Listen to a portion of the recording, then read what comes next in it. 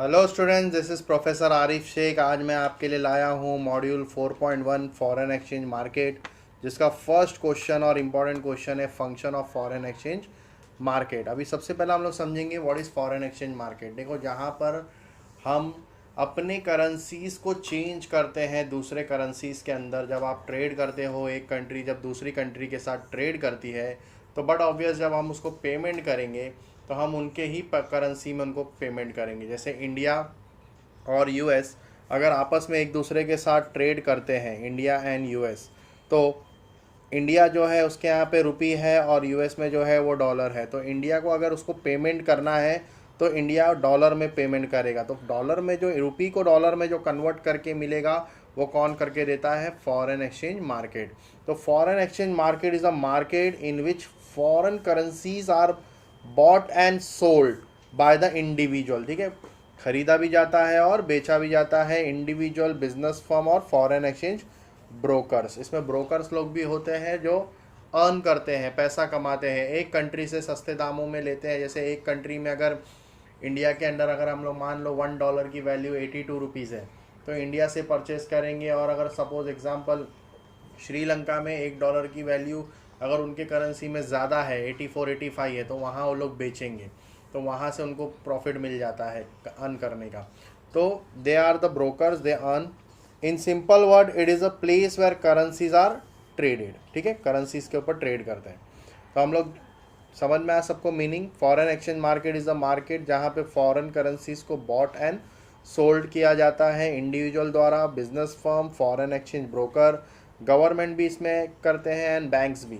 तो in simple word, it is a place where foreign where currencies are traded. Transfer functions हम देखेंगे। इसका सबसे पहला पॉइंट दिया है स्टूडेंट्स, फॉरेक्स मार्केट जो है वो हेल्प करता है conversion of one currency to another currency. जैसे मैंने आपको बोला कि इंडिया और यूएस अगर आपस में ट्रेड करेंगे तो इंडिया को जब यूएस को पेमेंट करना है तो वो डॉलर में कन्वर्ट करके ही उसको पेमेंट करेंगे।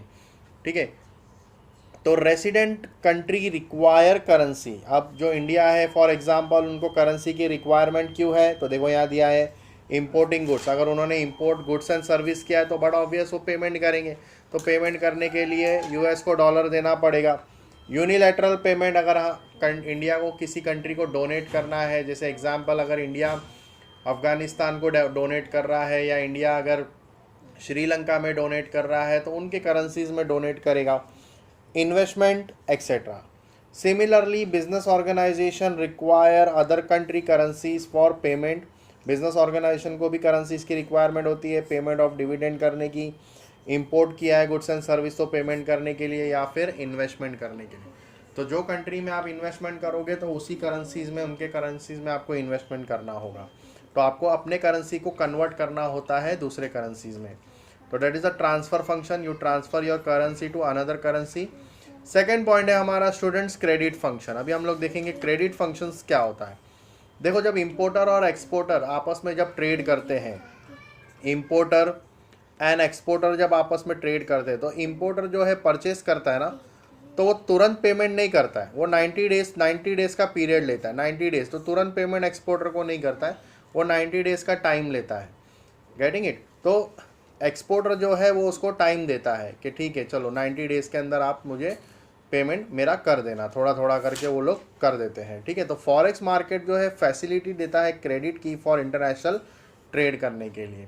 ठीक है, इंपोर्टर को थोड़ा थोड़ा पैसा वो कन्वर्ट करके एक्सपोर्टर को दे देते हैं।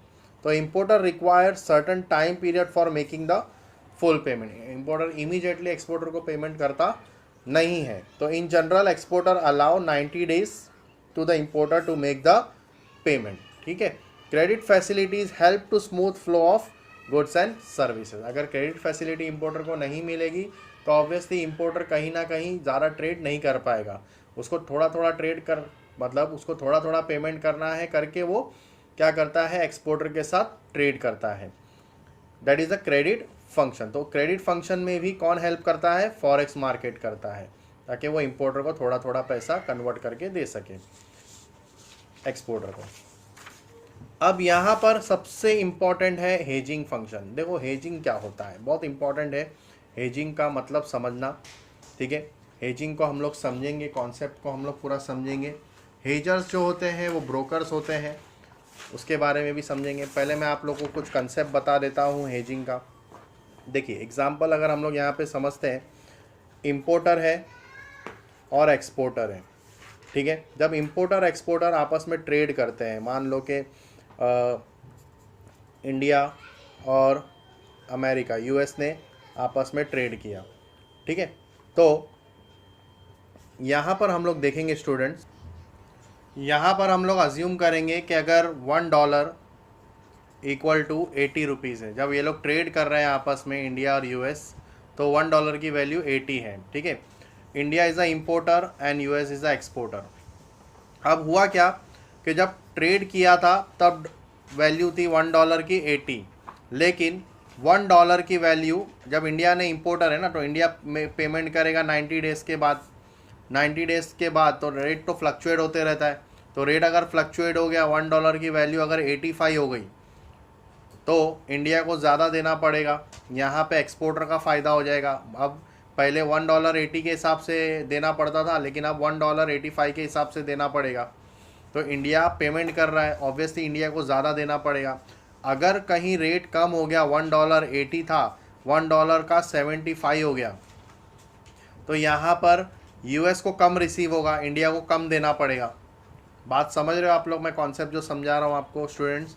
तो $1 की वैल्यू थी 80, पेमेंट करना था 90 डेज़ के बाद।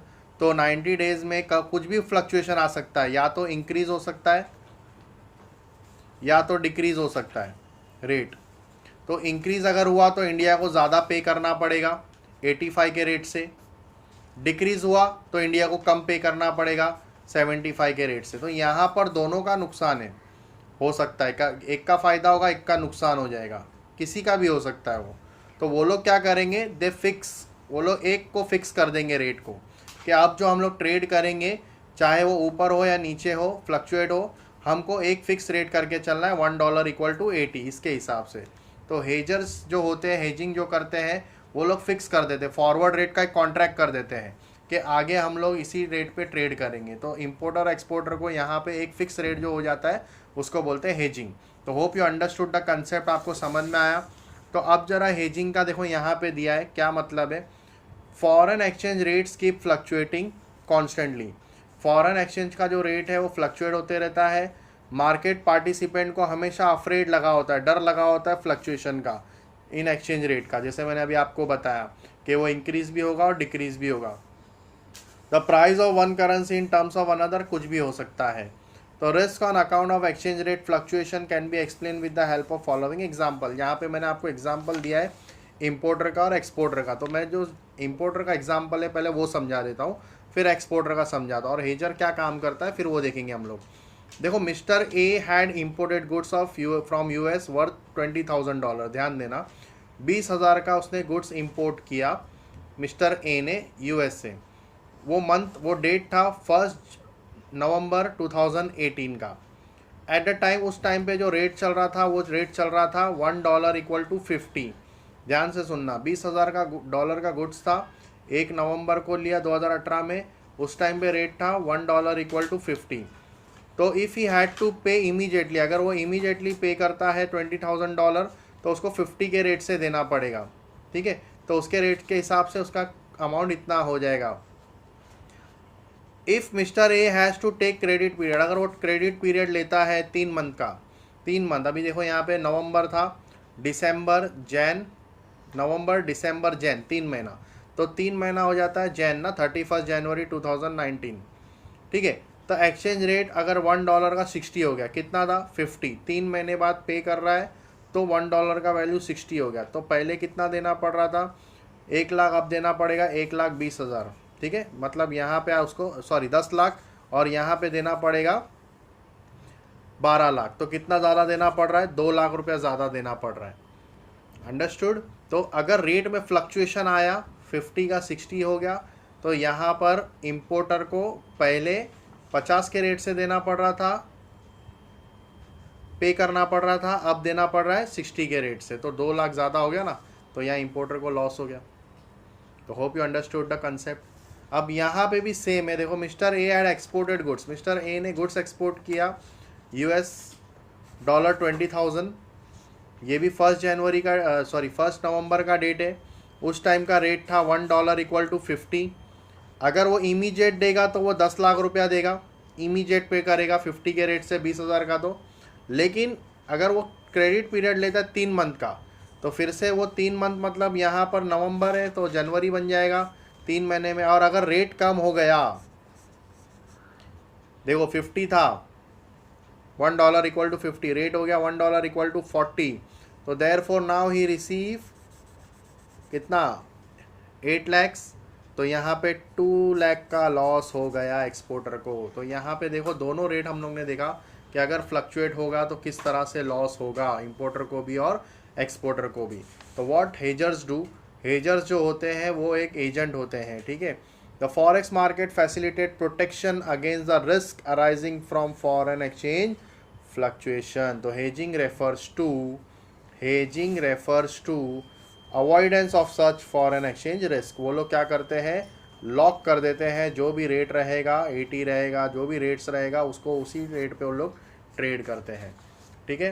तो hope you understood the concept. यहाँ पर हम लोगों ने कॉन्सेप्ट को कंप्लीट किया और functions of foreign exchange market को कंप्लीट किया। तो hope you understood all the concept. अब हम इसके बाद नेक्स्ट वीडियो में आएंगे, नेक्स्ट लेक्चर में।